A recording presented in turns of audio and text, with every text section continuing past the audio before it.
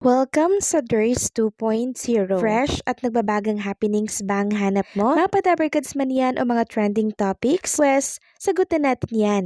Kaya naman isubscribe nyo na ang ating channel para sa mga nagbabagang balita everyday. Welcome back again sa ating YouTube channel mga kadabarkads, and for today's video, ang pag-uusapan natin ay tungkol sa mga importanteng kaganapan sa loob at sa labas ng Itbulaga. Pero bago po ang lahat, happy birthday po dito kay Wally Viola mga kadabarkads na nauna na pong binate ng Itbulaga kahapon sa live po ng programang Itbulaga. So live na live po nating nakita at napanood si Wally Viola at kahapon kinontak nga po siya ng TVJ Production para syempre mabati po siya ng happy birthday. Syempre, bumati po ang mga Dabarkads natin, nagkumustahan po sila, and bihagi din po ni Wally Viola yung totoong nangyari po sa kanya nung time po ng insidente na lumipad po siya, nahulog po siya mga Kadabarkads sa kanyang sinasakyan po na motorsiklo.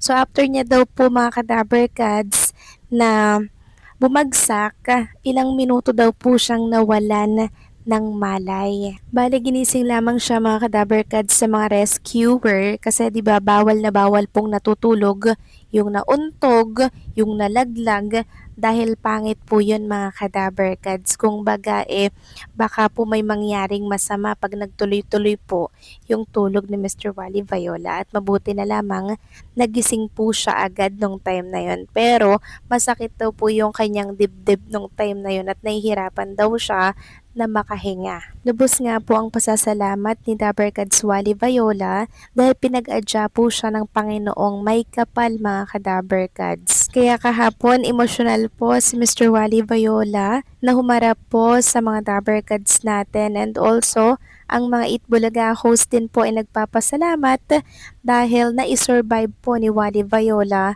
ang operasyon and syempre ang aksidente po mga kadabarkads. Ibig sabihin nito, may mission pa pong dapat gawin si Wally Viola dito po sa lupa at malaki po ang naitutulong niya sa programang Itbulaga sa pagpapasaya at sa pagpapatawa po ng mga televiewers.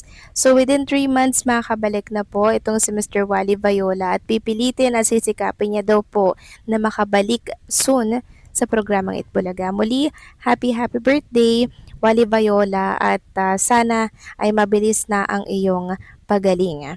Samantalang next topic naman, pag-usapan naman natin itong bago na naman pong paandar sa Itbulaga Olympics dito po sa studio kahapon. Grabe, sobrang tawang-tawa si Bossing Vic Soto dito mga kadabarkads dahil nag-iba-iba nga naman po ang mga itsura ng mga dabarkads natin habang hinihihipan po yung kandila.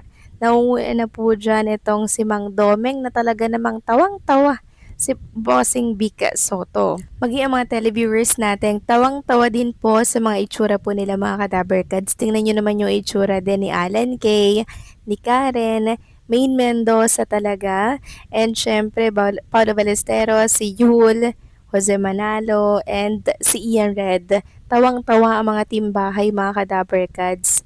Grabe, sobrang aliw po talaga ng Itbulaga Olympics dahil maging si Bossing Vic Soto, hindi po nakayanan yung kanyang pagtawa.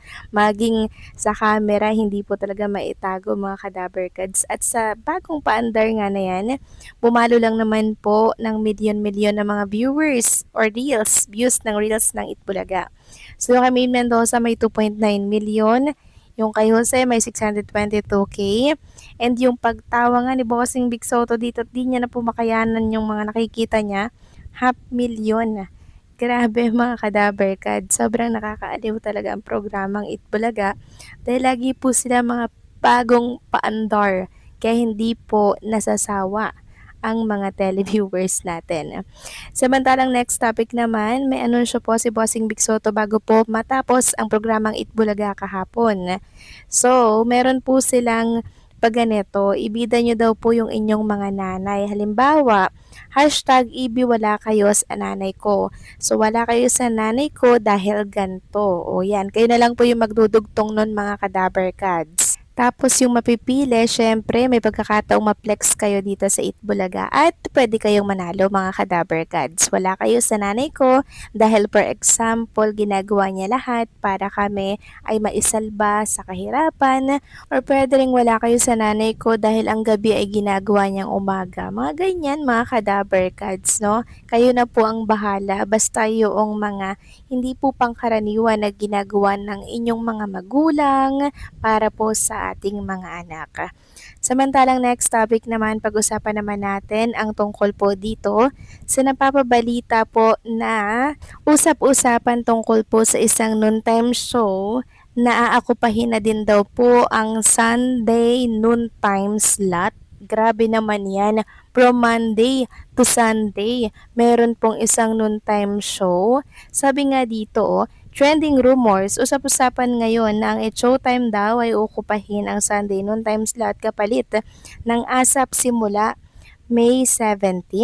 So nagsimula po kasi yan mga Kadaberkad sa post ng Ola PH.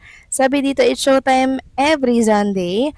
Longest running kapamilya noontime show, It's Showtime will it finally be available on Sunday starting May 17 and take over the Sunday noontime slot left by ASAP na siyang binasag naman po agad ng It's Showtime mga Kadaberkads na pahinga daw po nila yung Sunday. Sabi nga dito, It's Showtime Monday to Saturday 12 noon, Sunday, pahinga po kami. So ayan, nilinaw po nila agad mga Kadaberkads na yung fake news na kumakalat ay wala po yung katotohanan. Kasi grabe nga naman mga Kadaberkads yun, from Monday to Saturday na, sobrang haba na po ng time na yun, 'di ba?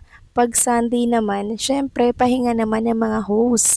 Tao din po yan na kailangang magpahinga and syempre ma-enjoy ang buhay. Grabe naman sa Sunday, kahit Sunday, 'di ba? Syempre ang Sunday ay pagpapahinga, dapat lang pong ibigay ang slot na yan ay sa ibang mga programa. Samantalang next topic, meron pa po tayong pag-uusapan tungkol pa rin po ito sa isang noontime show na kung saan ay meron daw ititrain na isang artista para po sa isang noontime. Walang iba kundi daw itong si Kai. New host nga ba daw ng It's Showtime? Sabi dito, Kai, new host nga ba ng It's Showtime? So may usap-usapan kasi na meron daw tinetrain na isang artista na isasabak daw po sa pag-hosting sa isang noontime show. Actually, sobrang dami na pong host dito po sa It's Showtime mga Kadaberkads. Dapat hindi po sila nagpo-focus sa mga host, diba? Nagpo-focus dapat sila sa mga segment, sa mga pa-under po nila, dahil doon po sila makakuha ng mga televiewers and syempre ng mataas po na ratings. Dahil kung sa mga host sila magpo-focus, edi mas lalo po mga Kadaberkads na ayun, alam nyo na, 'di ba? Dapat nagpo-focus sila ay sa segment nila. Like Itbulaga, 'di ba? Panibagong mga segment at nakakaaliw talaga yung mga paandar ng Itbulaga. Kaya wala pong kasawa-sawa itong panoorin ng mga televiewers. Kayo ba mga Kadaberkads, anong masasabi ninyo dito? Please comment down below.